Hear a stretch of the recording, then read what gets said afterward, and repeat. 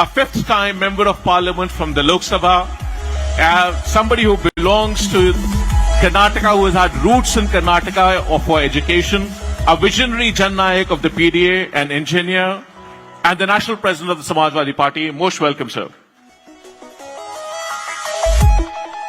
Before we begin with the proceedings, I will invite Shri Rajiv Rai, Honorable Member of Parliament, to please come on the stage and felicitate the distinguished guests.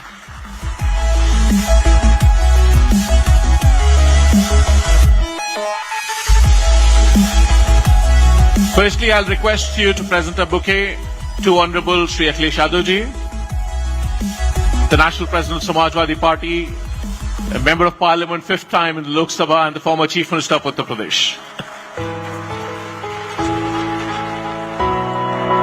Next, I request Rajiv ji to please present a bouquet to Alok Ranjan Sahab, former Chief Secretary of Uttar Pradesh.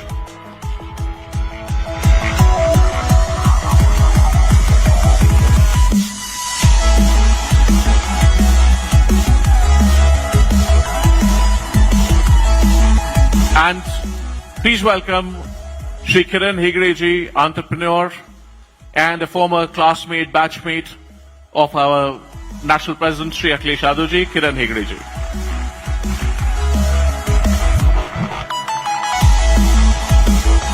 Thank you. I also request you to please come and welcome the dignitaries once. Thank you.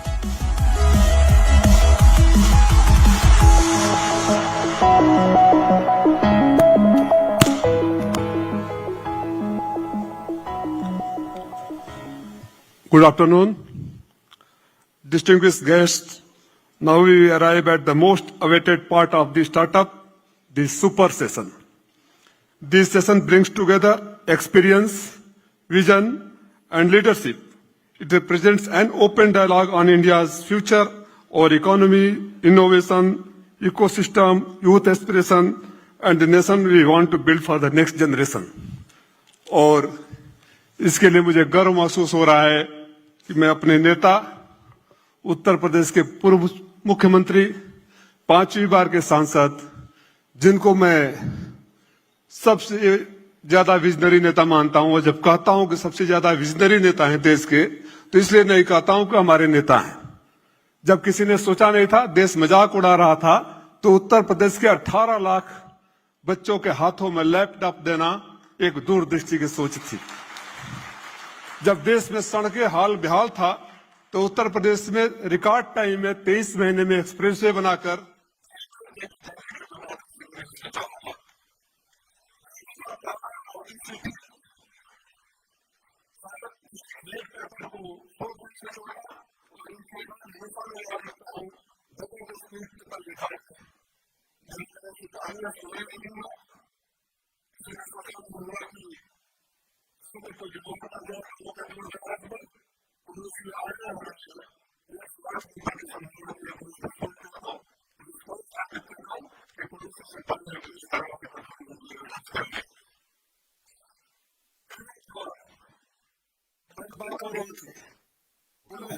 हमें बहुत ऐसा लग रहा था कि महिलाएं असहाय महसूस करते हैं, इसलिए we want to give that name helpline, so we made it women power.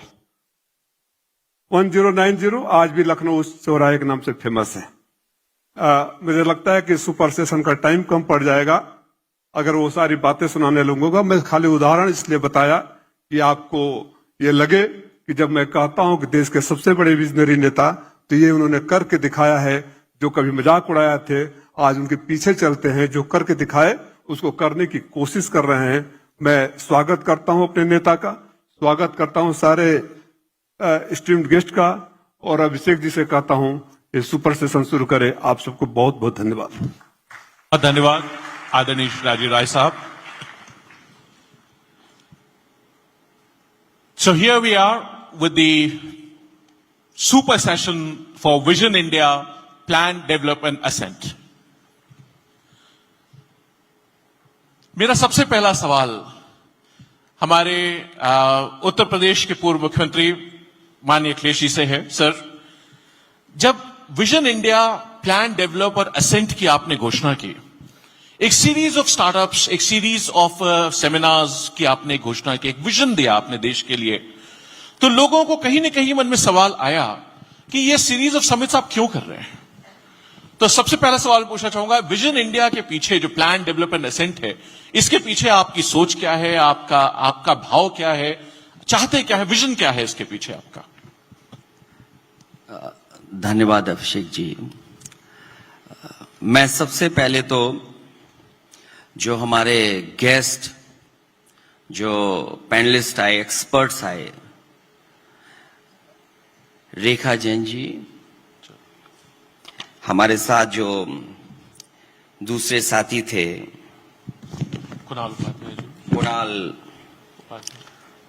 Kunal जी और प्रदीप दत्ता जी, जॉयदीप दत्ता जी, और एक और हमारे पैनलिस्ट थे रवि कृष्ण।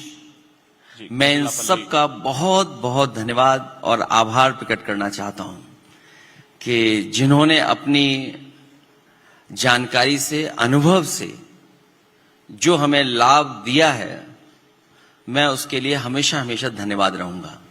इसके साथ साथ अगर इतने गेस्ट ना आए होते, मैं गेस्ट लोगों का इसलिए धन्यवाद दूंगा कि बिना गेस्ट के ये कार्यक्रम संभव नहीं था। इसलिए गेस्ट लोगों को मैं दिल से धन्यवाद देता हूं कि जिनके आने से ये कार्यक्रम हमारा अच्छा हो रहा है, सफल हो रहा है। हालांकि मैं खुद बेंगलोर में, मैसूर में पढ़ा हूं, लेकिन आज हमारे ही यूपी के राजीव राय जी हमारा स्वागत कर रहे हैं। इससे अच्छा और क्या हो सकता है।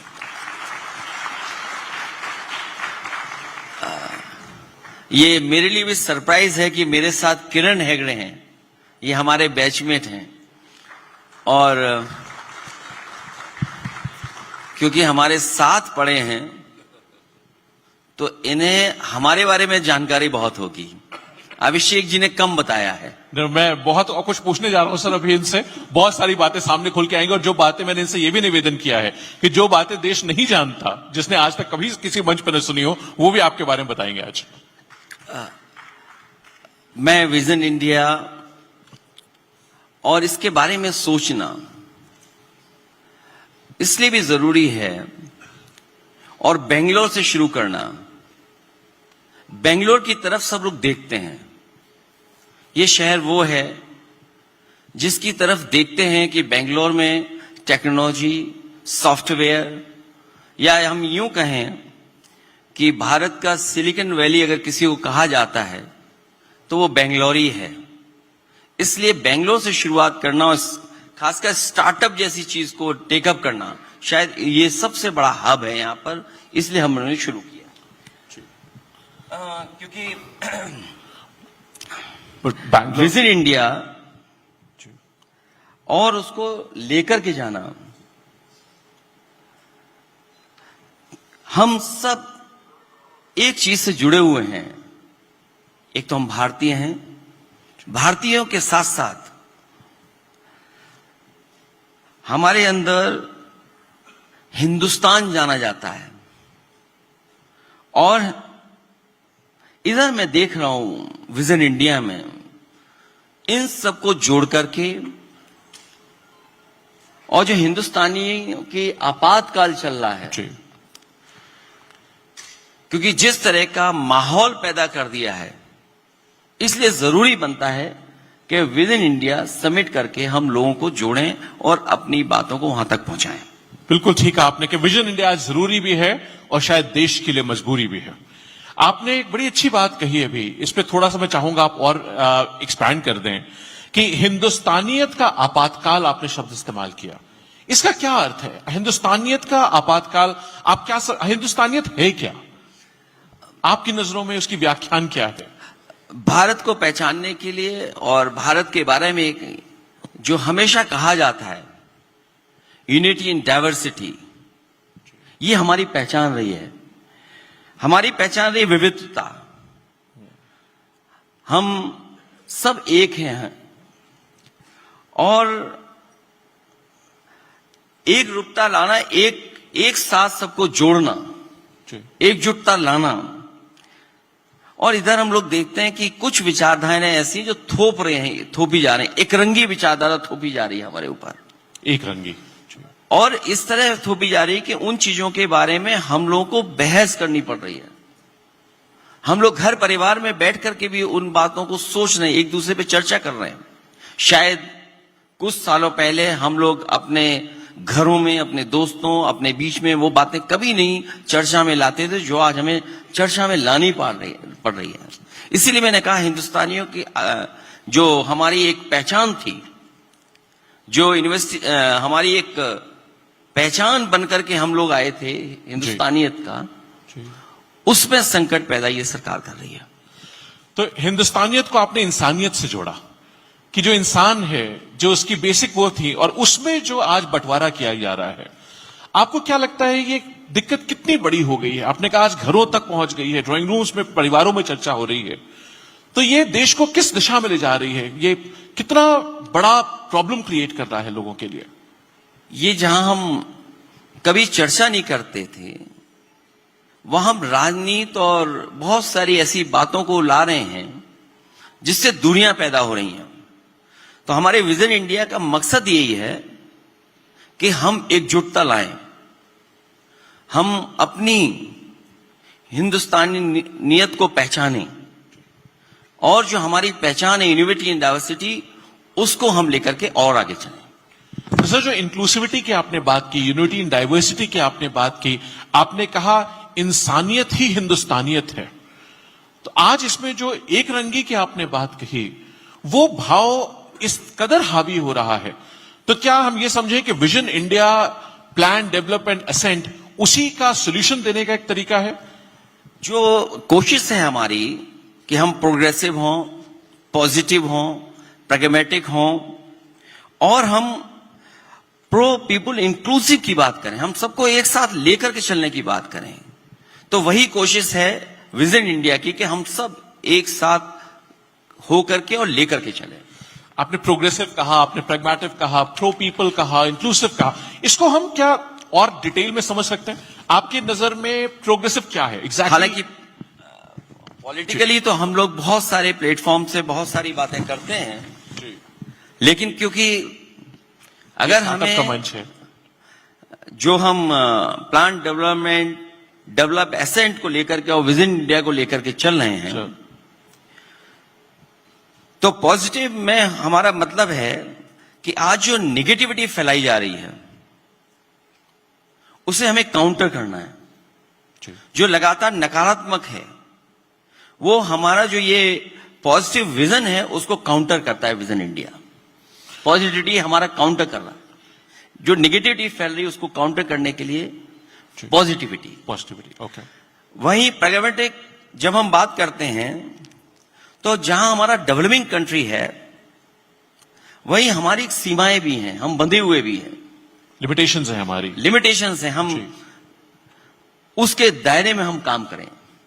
और जो प्रोग्रेसिव बात मैं कर रहा हूं, हाँ, वो प्रगतिशील बने रहना, रूढ़िवादी जो सोच है उससे दूर ले जाना, जो भेदभाव है हमारे अंदर, लगातार भेदभाव जो पैदा किया जा रहा है उसको मिटाना, और बराबर का मौका दें।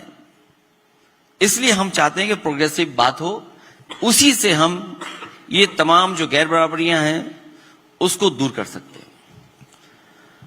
जो इंक्लूसिव बात हम कर रहे हैं, हमेशा कोशिश रही है कि जो आखिरी व्यक्ति है उसको भी हम साथ लेकर के चलें।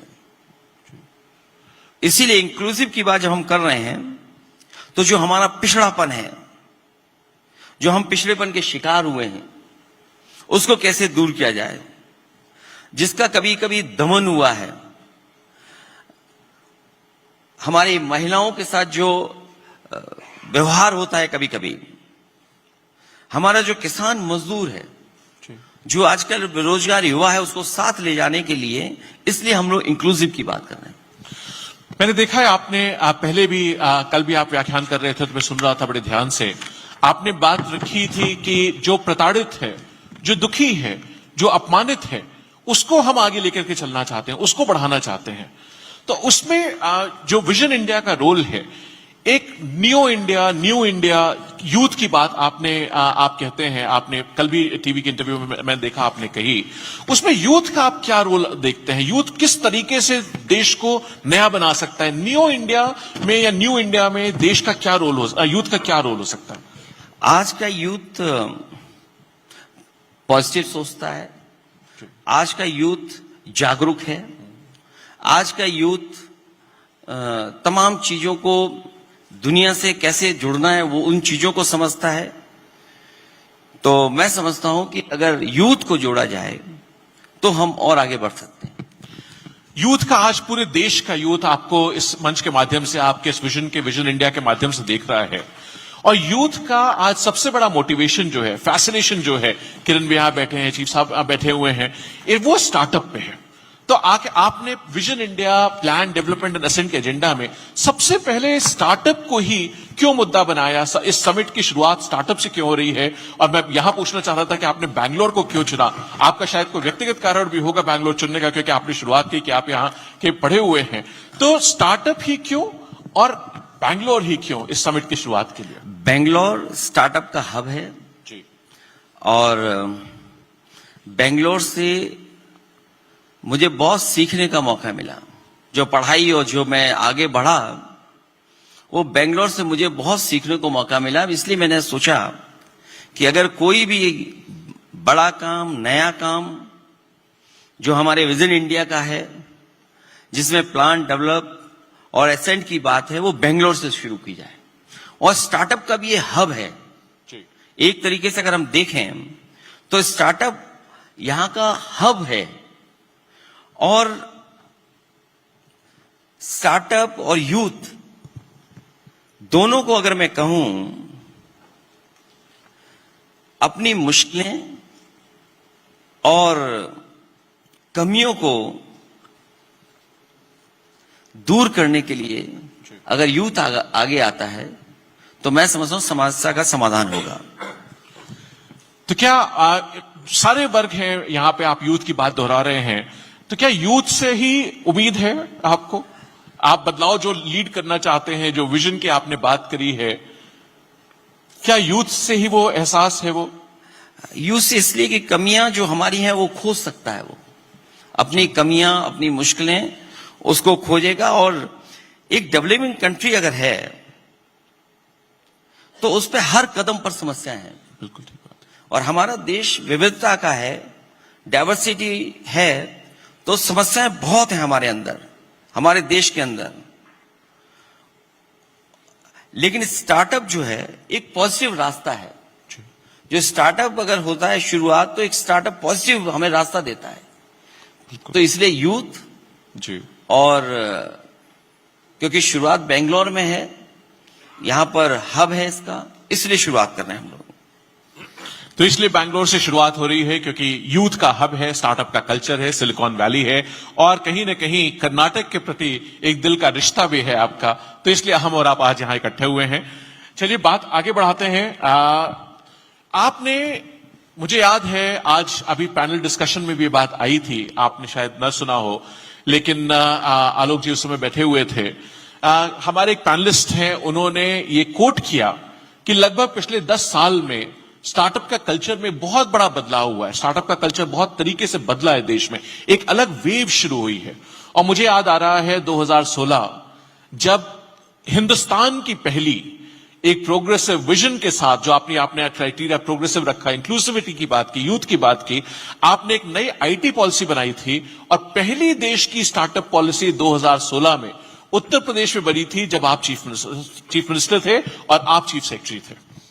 मुझे याद है कि 2016 में सबसे पहले स्टार्टअप पॉलिसी, और केवल पॉलिसी ही नहीं बना बल्कि उसके लिए बजट का आवंटन करना और इस पॉलिसी के तहत आगे बढ़ने का काम, और डिपार्टमेंट को जिम्मेदारी देना और अधिकारियों का एक ग्रुप ऑफ ऑफिसर्स का बना देना, उनके साथ काम करना, उसको आगे ले जाने के लिए सबसे पहले शुरुआत की थी। और मैं समझता हूं मेरे साथ चीफ सेक्रेटरी आलोक रंजन जी रहे हैं, वो इसको बेहतर समझा सकते हैं। जी, मैं ये मेरे पास ये पॉलिसी है आज उत्तर प्रदेश की इंफॉर्मेशन टेक्नोलॉजी स्टार्टअप पॉलिसी जो आपने शुरू की थी 2016 की, उसकी कॉपी मैं लेकर के आया हूं। और इसमें चीफ साहब आप याद करेंगे, मुझे भी याद है मुख्यमंत्री जी के रूप में जब आपने ये इंस्ट्रक्शंस दिए थे, आपका ज्यादा वो होगा, आप इस पर ज्यादा चर्चा करेंगे। फंड ऑफ फंड्स भी आपने क्रिएट किया था, एक बड़ा फंड बजट के माध्यम से आपने दिया था। मैं ये जानना चाहूंगा, कभी लोगों को सुनने को नहीं मिलता कि एक चीफ सेक्रेटरी और एक चीफ मिनिस्टर के बीच में चर्चा क्या होती है, लोग बात क्या करते हैं। आपको जब मैं चाहूंगा आप वहां से बात शुरू करिए, जब आपने जिस दिन आपकी पोस्टिंग हुई होगी और आदेश जारी हुआ कि अब आप चीफ सेक्रेटरी हो गए उत्तर प्रदेश के। किसी भी ब्यूरोक्रेट के लिए, आईएएस अफसर के लिए चीफ सेक्रेटरी होना करियर का सबसे बड़ा ड्रीम होता है। वहां जिस दिन आपका वो ट्रांसफर आदेश जारी हुआ और आप मुख्यमंत्री जी से मिलने पहुंचे, उस समय आपने पहली बात इन्होंने आपसे क्या कही, अगर आपको याद हो, और फिर मुझे बताइए इस पॉलिसी पे का फ्रेम कैसे हुआ। नहीं, थैंक यू सर। पहली बात तो मैं कहना चाहूंगा, I had the great privilege and fortune of working as chief secretary with a truly visionary leader like mister Akhilesh Yadav. और मैं कहूंगा कि ये जो विजन इंडिया की बात कही जा रही है, आई थिंक इनसे बेहतर कोई नहीं होगा जो विजन इंडिया की बात कर सकेगा, बिकॉज मेरा एक्सपीरियंस ये रहा कि ही always had a great vision about the development of the state and the people. और खाली उत्तर प्रदेश ही नहीं, पूरे इंडिया के डेवलपमेंट के बारे में विजन की बात सर हमेशा करते रहे हैं। जो आपने कहा कि पहली क्या मुलाकात हुई और क्या रहा, तो एक ही चीज मैं कहूंगा, बातें तो बहुत कुछ हुई। डेवलपमेंट की बात आपने बताई, कौन से इंफ्रास्ट्रक्चर प्रोजेक्ट्स टेकअप करने हैं, कौन से एरियाज में काम करना है, जो लास्ट माइल तक आदमी है उस तक बेनिफिट और डेवलपमेंट पहुंचे। बट जो चीज मुझे सबसे ज्यादा स्ट्राइक करी है, which I think is a great hallmark of his leadership जो है, वो ये है कि इन्होंने बस ये कहा कि बड़ा अच्छा एक सेंटेंस मुझसे कहा था, मुझे तो याद है कि चीफ सेक्रेटरी साहब, कोई भी चीज हमारे यहाँ जो बने, कंस्ट्रक्शन हो, चाहे बिल्डिंग हो, चाहे रोड हो, या कोई भी इंफ्रास्ट्रक्चर प्रोजेक्ट हो, वो थकी हारी सरकारी योजना नहीं होनी चाहिए। And he repeated that, meaning thereby कि it should not be something कि बिल्कुल सब स्टैंडर्ड हो। उनका ये मतलब था everything should be of excellence, जो भी बने वो एक्सीलेंस का काम हो, and of an international standard. आप वर्ड हमेशा यूज करते थे कि जो भी प्रोजेक्ट इम्प्लीमेंट हो, जो भी काम हो, it should be of an international standard. तो वो एक बड़ी वाली बात थी। वही आपने जो स्टार्टअप पॉलिसी की बात भी अभी सामने रखी, यस, सबसे पहली पॉलिसी में हम लोग सामने आए थे आईटी पॉलिसी और स्टार्टअप पॉलिसी लेके, और उसमें फंड भी बना था, उस बजट रखा गया था। And the idea was again to develop a world class ecosystem for the development of startups. और उसमें स्टार्टअप्स के जो जितने पहलू हैं वो सब उसमें जो है उसमें समावेश कर लिए गए थे, about incubation, about venture capital, about how to have a complete ecosystem, जो बात आज सुबह पैनल में डिस्कस हुआ है, उस सब की चर्चा उस पॉलिसी में उस समय भी हम लोगों ने की थी। And I think it was a very welcome start out there. तो अगर आप कहिए तो मैं और भी कुछ 2-3 चीजें आगे इसमें एक्सटेंड कर दूं। नहीं, बिल्कुल। इसमें बीच में एक बात कहना चाहूंगा, ये बात बहुत बार मुझको भी बहुत ट्रैवल करने का मौका मिला है आपके साथ, और सर मैं हमेशा ये चीज नोटिस की है। हमने आपने साथ में ट्रैवल किया कुंभ के लिए, हार्वर्ड जब इन्विटेशन आया था आप भी गए थे, सर गए थे उसमें, तो हम लोग की ये चीज हमेशा इनकी कि ये ब्रिज बहुत अच्छा लग रहा है, ये फ्लावर बहुत अच्छा है, ये पेड़ बहुत अच्छे लग रहे हैं, ये बेंच अच्छी, ये मेट्रो अच्छी, ये रिवर फ्रंट बहुत अच्छा है। And he always had that idea कि दुनिया में सबसे अच्छा काम करना है, सब। तो उसको वो विजन आपने पकड़ा कैसे? क्योंकि मैंने भी बहुत लंबा वक्त बिताया इस सिस्टम में, और लोगों में वो विजन होता नहीं है। तो वो विजन ब्यूरोक्रेसी के नजर में आपने चीफ मिनिस्टर का पकड़ के ट्रांसलेट कैसे? देखिए, ब्यूरोक्रेसी में काम यही होता है कि हम विजन समझें चीफ मिनिस्टर साहब, बिल्कुल, और उस विजन को जो है ट्रांसलेट करें जमीन पर इनटू रियलिटी। तो वो काम हमको करना पड़ा, लेकिन आपका इतना पेस था काम का कि हमें याद है कि ब्यूरोक्रेसी को रात दिन 24/7 काम करना पड़ा to keep pace with the development vision ही हैड।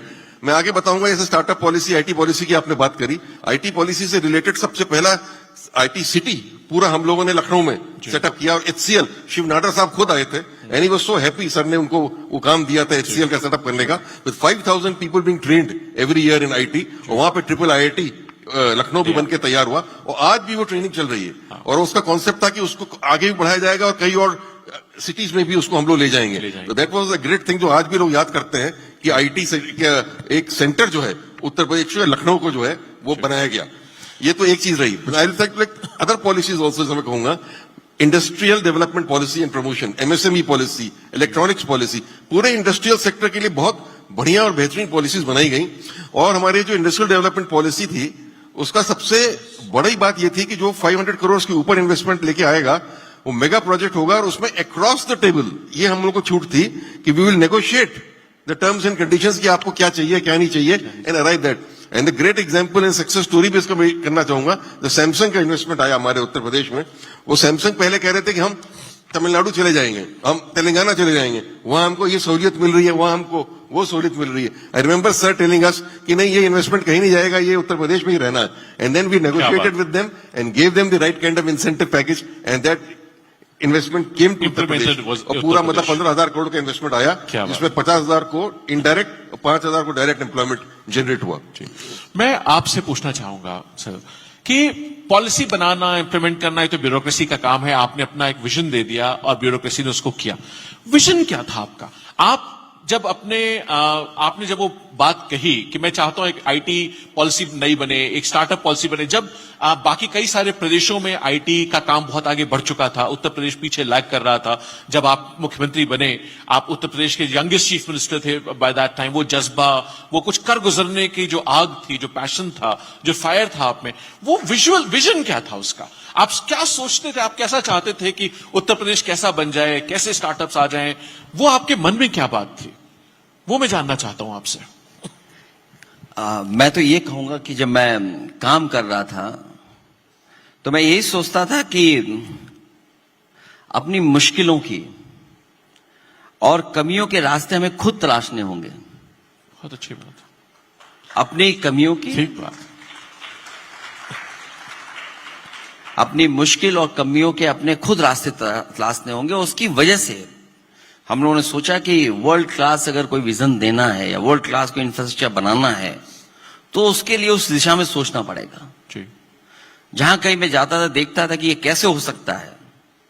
हमारे यूथ के अंदर इतना टैलेंट है, इतनी हमारे पास संसाधन है कि हम वैसा ही कर सकते हैं. जी.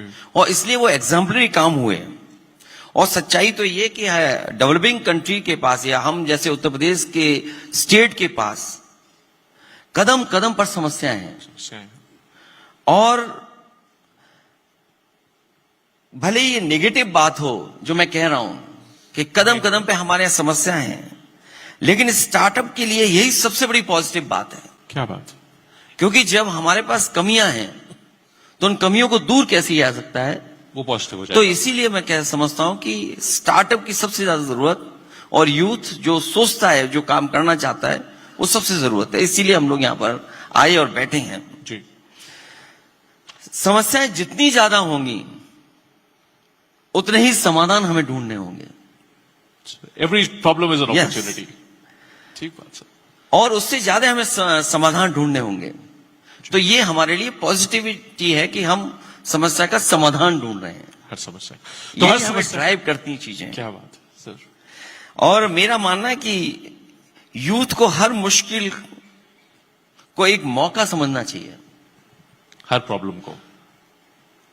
और स्टार्टअप बनने के लिए आगे बढ़ना चाहिए. क्योंकि अगर हमारे पास समस्या है तो उसका समाधान भी हमें ही ढूंढना है. हमें ढूंढना पड़ेगा. ठीक बात है. कोई दूसरा नहीं आएगा. और हर सॉल्यूशन दरअसल एक स्टार्टअप है. Very true. Every solution is a startup. क्योंकि एक सॉल्यूशन अगर है वो तो स्टार्टअप है. बिल्कुल ठीक. और हम समस्याओं से घिरे लोग हैं. हमारे यहाँ अनेक समस्याएं हैं, तो जितनी समस्या उतने स्टार्टअप के उतने ही सॉल्यूशन है हमारे पास, उतने ही स्टार्टअप है. तो इसलिए हर सॉल्यूशन एक स्टार्टअप बनता है. तो हर सोल्यूशन एक स्टार्टअप है और हर स्टार्टअप एक सोल्यूशन है. क्या और हम समस्याएं हमारे पास बहुत हैं.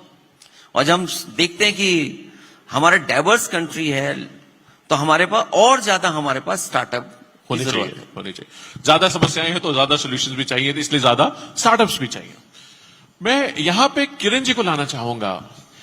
किरण जी, जब आपके साथ आपको पढ़ने का मौका मिला, पशु बातों पे आऊंगा, लेकिन यहां पे मैं एक चीज लाना चाहता हूं. जब आपने देखा कि हमारे बीच का पढ़ा हुआ एक साथी आज उत्तर प्रदेश का मुख्यमंत्री बन गया, जिसका कर्नाटका से इतना लगाव है, कर्नाटका से में पढ़ाई लिखाई की कर्नाटका ने शेप किया है, चाहे मैसूर हो, चाहे बैंगलोर हो, आईटी कॉरिडोर हो, सिलिकॉन वैली की बात हो, स्टार्टअप्स की बात हो, वेल्थ क्रिएशन की बात हो, यूनिकॉर्न्स की बात हो, तो आपने कभी कोई अपनी तरफ से कोई ऐसी बात कही हो जो आपको लगा हो कि हाँ मैंने कही और झट मान ली गई और तुरंत उससे प्रदेश का लाभ हो गया, या कोई ऐसी बात थी जो इनिशिएटिव ले लिया गया? आप स्पेसिफिक ना बताना चाहे तो आप जैसे बताना चाहे आपकी मर्जी है, क्योंकि मैं समझता हूं बहुत सारी बातें आपके बीच की होंगी, लेकिन फिर भी कोई ऐसा वाक्य जो आपने कर्नाटक में सीखा था, जो आपने कर्नाटक में देखा था, किया था, वो कर्नाटक का जो एक इम्प्रिंट है आपके ऊपर माननीय शेखलेश जी के ऊपर, उसका आपने कोई कनेक्शन बनाया हो, कोई अभी ऐसा एग्जाम्पल आपके मन में आ रहा हो तो जरूर बताइए हमें। Good afternoon. Thank you, Abhishek ji. Welcome. पहले I would like to welcome Akhilesh ji back to Karnataka. तब we were talking of youth. Today I would like to talk about his youth. क्योंकि तब जब in these days wherever you go, everybody knows you.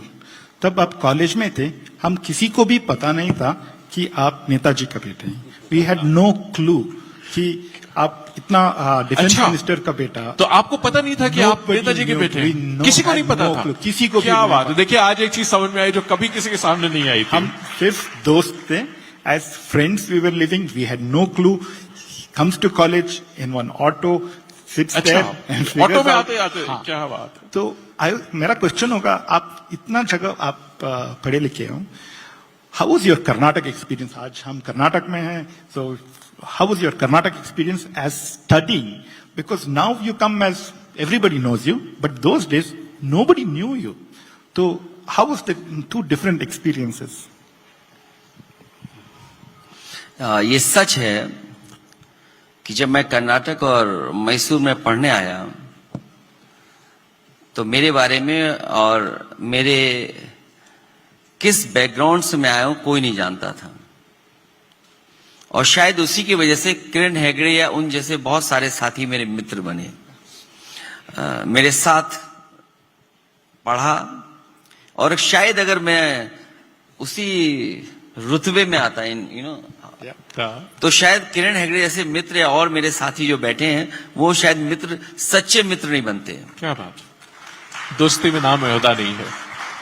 और एक आम जो student होता है, जो उसकी मुश्किलें हैं, जो उसकी परेशानी है, वो मैंने सब फेस की हैं. और शायद मैं उसके लिए धन्यवाद देता हूं अपने फादर को कि जब उन्होंने कॉलेज भेजा, उन्होंने कहा कि किसी को बताना नहीं तुम किनके बेटे हो. हालांकि दो बातें उन्होंने मुझसे कही थी. एक तो बात ये कि परिचय मत देना अपना कि मैं कौन हूं, तो तुम सीखोगे, समझोगे और अपने आप मुश्किलों का सामना करोगे. और उसका परिणाम ये हुआ कि मैसूर जगह पर आकर के, जहां बिल्कुल नॉर्थ से खाना अलग है, पहनावा अलग है, बोलचाल अलग है, उठना बैठना अलग है, भाषा अलग है, उसके बाद भी मैं ऐसे साथियों से मिला और मैं मुश्किलों का सामना करते हुए इंजीनियरिंग पास की. मैंने पढ़ाई का अनुभव जो कुछ मैंने सीखा है वो मैसूर से सीखा है, इंजीनियरिंग कॉलेज से सीखा. शायद अगर इंजीनियरिंग कॉलेज में ना पढ़ा होता तो मैं शायद स्टार्टअप भी नहीं समझ पाता. कर्नाटका ने बहुत कुछ दिया, मुझे ही बनाया इनफैक्ट. क्या बात कि जो आज भी अगर मैं लिखता हूं, जब मैं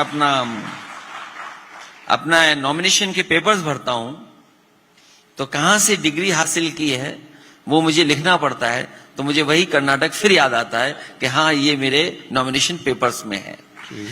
दूसरी बात जो मेरे फादर ने कहा था वो किसी कारण मैं नहीं कर पाया. उन्होंने कहा था कि भाषा जरूर सीखना, कन्नड़ जरूर सीख करके आना. तो वो शायद मैं नहीं कर पाया. तो क्या आपको कभी कभी लगता है कि अगर सीख लिया होता तो और अच्छा रहता?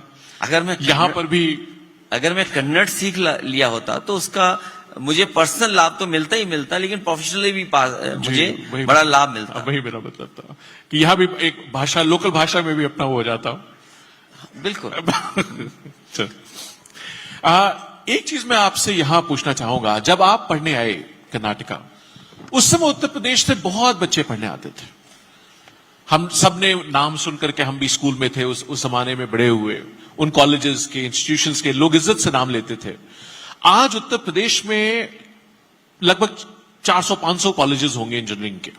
तो शायद आज बच्चे तो उतने पढ़ने यहां कर्नाटका नहीं आ रहे हैं, वहां कर ले रहे हैं, लेकिन आज भी वो बच्चे नौकरी करने के लिए कर्नाटका आ रहे हैं.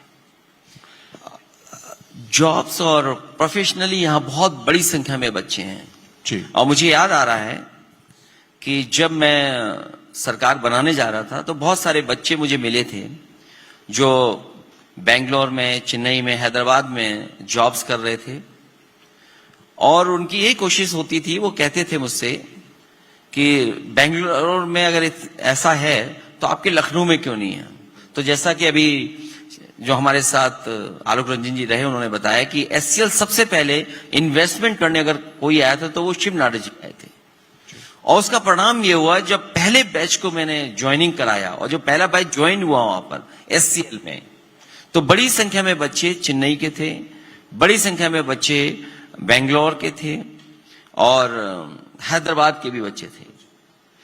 लेकिन अभी वो इकोसिस्टम, वो माहौल, वो इंफ्रास्ट्रक्चर यूपी में नहीं बना है जो आज बेंगलोर में है या अन्य सिटीज में है। हमारी कोशिश होगी कि जब कभी हम लोगों को मौका मिले तो जो विजन इंडिया को लेकर के हम लोग चले हैं वैसा ही इंफ्रास्ट्रक्चर वहां बने कि वहां के बच्चों को वहां भी जॉब मिले।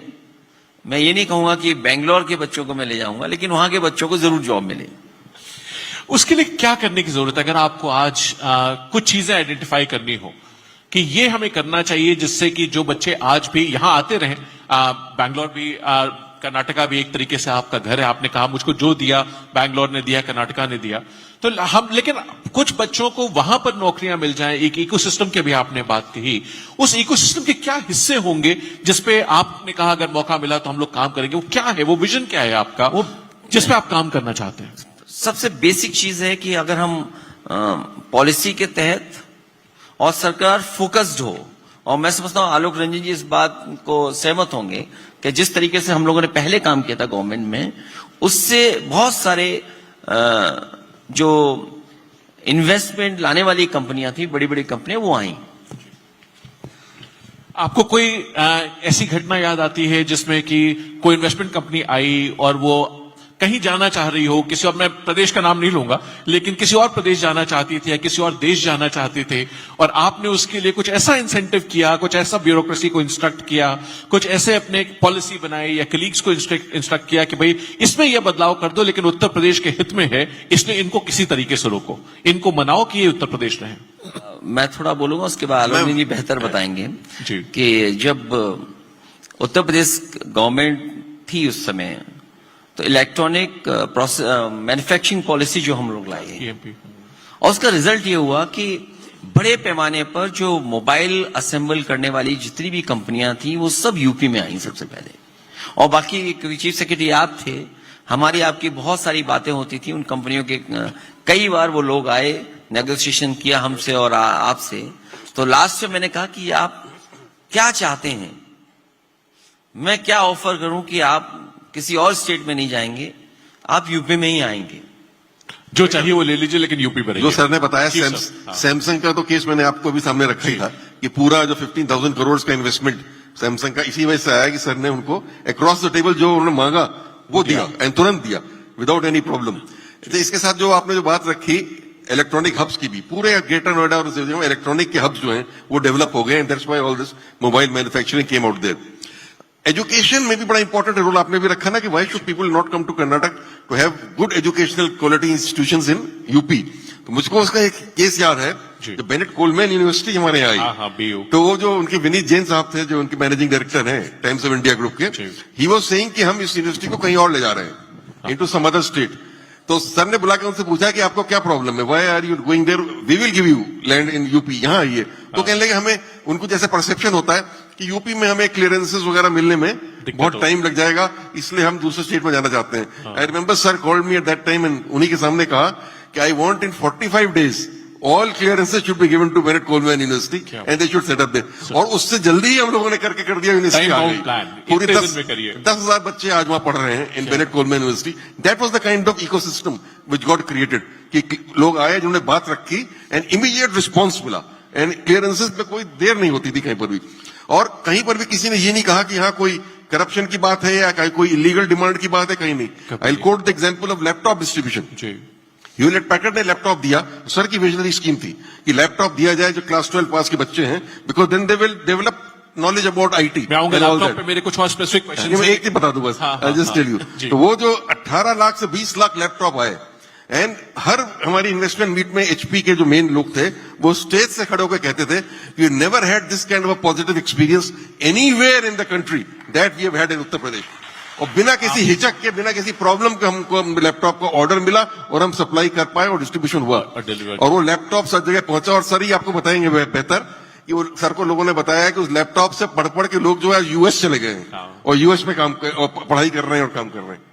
लैपटॉप पे मैं पूछना चाह रहा था आपसे, मुझे याद है पहले एक ऐसी छवि थी कि हम लोग कंप्यूटर्स के, समाजवादी पार्टी के उसमें प्रेरोगेटिव में कंप्यूटर्स की बात हो, आईटी की बात हो, उसने शायद उस लेवल तक नहीं समझते हैं जिस लेवल तक दुनिया पहुंच रही है।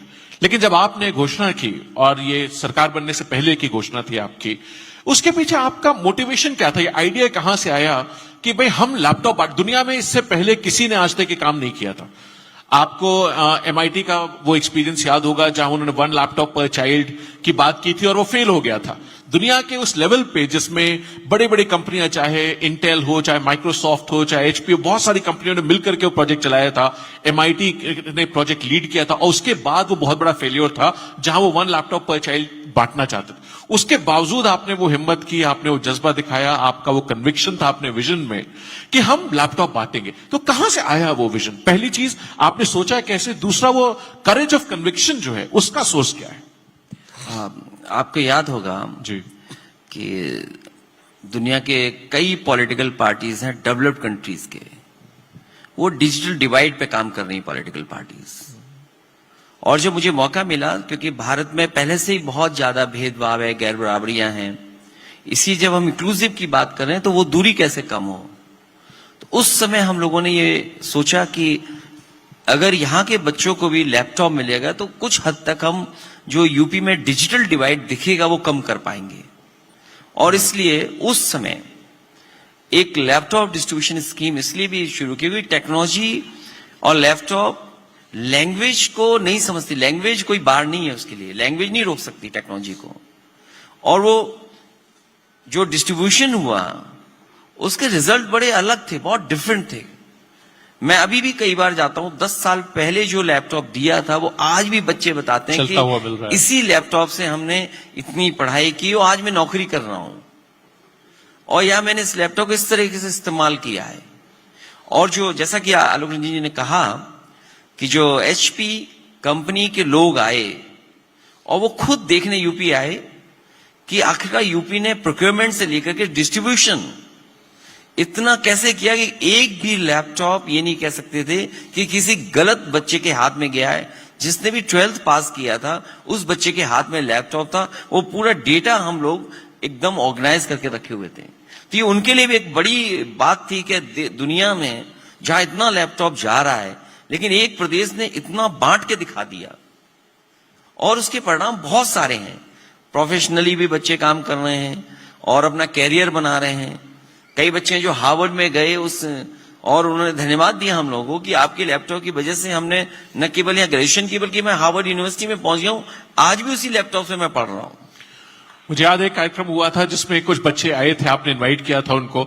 एक स्टार्टअप स्टोरी भी बहुत बड़ी है उसमें से जो निकल करके आए, हार्वर्ड के बच्चे आए, और एक ब्यूरोक्रेसी का भी एक बच्चा निकला था जिसने कहा कि मैंने IAS के इम्तिहान के लिए, प्रिलिमिनरी के इम्तिहान के लिए, मल्टीपल चॉइस क्वेश्चंस की, चीफ साहब को याद होगा, उसकी तैयारी उसके माध्यम से की।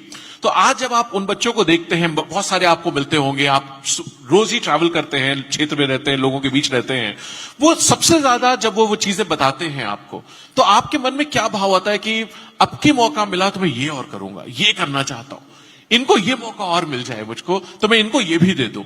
वो चीज वो क्या है? आपको ऐसी चीज अभी है या? लगता तो यही है, क्योंकि सबसे बड़ी देश के आगे जो युवा चाहता है कि एक तो पढ़ाई अच्छी मिल जाए उसको, और फिर पढ़ने के बाद उसको नौकरी मिल जाए। हालांकि नौकरियां कैसे मिलेंगी, रोजगार कैसे मिलेगा, इधर हम देख रहे हैं कि बहुत ज्यादा बच्चे डिलीवरी बॉयज बन गए हैं। बड़ी संख्या में बच्चे हैं डिलीवरी वाले सिस्टम में इन्वॉल्व हो गए। वो सम्मानजनक नौकरी नहीं हो सकती है। इसीलिए हम लोग यहाँ स्टार्टअप को लेकर के आए हैं, और जब सॉल्यूशन ढूंढेंगे तो स्टार्टअप ही है जो सॉल्यूशन देगा हमें। स्टार्टअप ही सॉल्यूशन देगा। तो हमें उम्मीद है कि जो यूथ है उसको जॉब्स चाहिए, नौकरी चाहिए, क्योंकि जब इतनी बड़ी आबादी है जहां हम 140 करोड़ लोग होंगे। 140 करोड़ है देश में। तो यूपी जब सबसे बड़ा स्टेट है तो काम भी सबसे ज्यादा यूपी को ही चाहिए, करना पड़ेगा। नौकरी भी यूपी को ही चाहिए सबसे बिल्कुल ज्यादा। ठीक बात है, बिल्कुल ठीक बात। नौकरियों की जब हम बात करें तो आजकल लोग बहुत ज्यादा चिंतित हैं। एक जो एआई का रिवोल्यूशन चल रहा है उससे लोगों के दिल में बहुत सवाल हैं कि नौकरियां खत्म हो जाएंगी, नौकरियों पर दिक्कत आ जाएगी। अभी आपने इनफॉर्मल इकोनॉमी की बात की, तो मेरे दो सवाल हैं इसमें। पहला तो जो इनफॉर्मल इकोनॉमी पे आपने कहा डिलीवरी बॉयज वाला सिस्टम है कि उनको हम किस तरह और सम्मान से ज्यादा जोड़ सकें, उनके वर्क को डिग्निटी दे सकें, किस तरह उनके वर्क को इंश्योरेंस और अश्योरेंस दे सकें, उसमें इसी तरीके के और भी बहुत सारे सेक्टर्स हैं। तो कोई ऐसी चीज आपके मन में हो जो हम स्टार्टअप की फील्ड में प्रमोट कर सकें, या आपको लगता हो कि उत्तर प्रदेश में आपने कहा बहुत प्रॉब्लम्स हैं तो सॉल्यूशंस भी उतने ही हैं, अपॉर्चुनिटीज भी उतनी ज्यादा है। आप कहां अपॉर्चुनिटीज देखते हैं, किन सेक्टर्स में देखते हैं? एक एग्रीकल्चर सेक्टर है जिसमें यूपी में बहुत काम हो सकता है, और एआई और स्टार्टअप दोनों मिलकर बहुत ज्यादा काम कर सकते हैं। एग्रीकल्चर सेक्टर इतना बड़ा है हमारा जी कि अगर हम एग्रीरियन इकोनॉमी पे बात करें और उसके सॉल्यूशंस ढूंढें तो हमें बहुत मौका मिल सकता है। जी आज भी 60 से 70% पॉपुलेशन उत्तर प्रदेश की लगभग किसानी से जुड़ी हुई है, खेती से जुड़ी हुई है।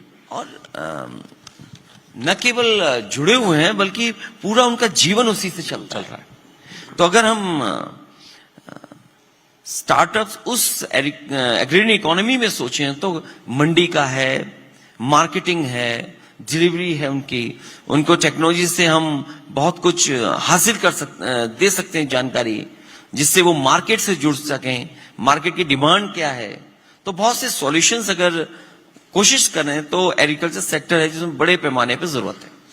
मुझे याद है आप एज चीफ मिनिस्टर आपने दुनिया की जो सबसे बड़ी मंडियां हैं, ऑर्गेनाइज मंडियां हैं, चाहे पेरिस में हो, चाहे दुबई में हो, चाहे नॉर्वे में हो, न्यूयॉर्क में हो, वहां आपने टीम भेजी थी ऑफिसर्स को स्टडी करने के लिए।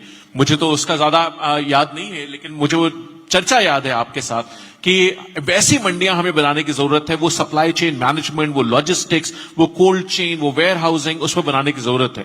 तो उस पर मैं चाहूंगा पहले एक बार चीफ सेक्रेटरी साहब, एक फॉर्मर चीफ सेक्रेटरी साहब थोड़ा सा बोल दें, उसके बाद आपसे चाहूंगा कि आप उसका जो विजन था उसको इनकैप्सुलेट कर दें। सर नहीं, उस सर ने कई डायरेक्शंस थे कि आप जाके पेरिस में और बाकी और कंट्रीज में भी, मेनली पेरिस वाली जो मंडी है उसको कहा था, पूरी टीम भेजी गई और उन्होंने जाके स्टडी किया कि जिस तरीके वहां सुबह 4 बजे से मंडी का काम शुरू हो जाता था and how everything was so well organized and done. तो उसको स्टडी करके आई एंड रेप्लिकेट दैट हमारे की जो मंडीज होंगी। और फिर जब बड़े मैसिव स्केल पे मंडीज बनी पूरे बुंदेलखंड में, पूरे और उत्तर प्रदेश में भी जगह जगह जहां जहां जरूरत थी वहां मंडी का इंफ्रास्ट्रक्चर डेवलप किया गया। तो उसका यही आइडिया था कि उसको उसी के लाइंस पे डेवलप किया जाए कि again it should be of that class. मुझे याद है अपना मार्केट अपना बाजार जो आपने बनाया, लखनऊ में बनाया, आगरा में बनाया, नोएडा में बनाया, वो बहुत ही प्रोग्रेसिव स्ट्रक्चर्स थे उस जमाने में। आप इससे माध्यम से हम एग्रीकल्चर की क्या चीजें सुधारना चाहते थे सर? आपके मन में क्या है? कई स्टार्टअप है जो अच्छा काम कर रहे हैं और अच्छा काम कर सकते हैं। जी एग्रीकल्चर प्रोडक्टिविटी है, हाँ आप प्रोसेसिंग है जी, आपके मार्केटिंग एक्सेस है, मंडी वाला काम, मंडी का काम है जिसमें मंडी मॉडर्नाइज हो जाए, और डिजिटल प्लेटफॉर्म से जोड़ने का आपने काम किया था उस समय, और रूरल इंफ्रास्ट्रक्चर अगर हो उसमें काम हो तो शायद मैं समझता हूँ एग्रीकल्चर सेक्टर और बेहतर किया जा सकता है।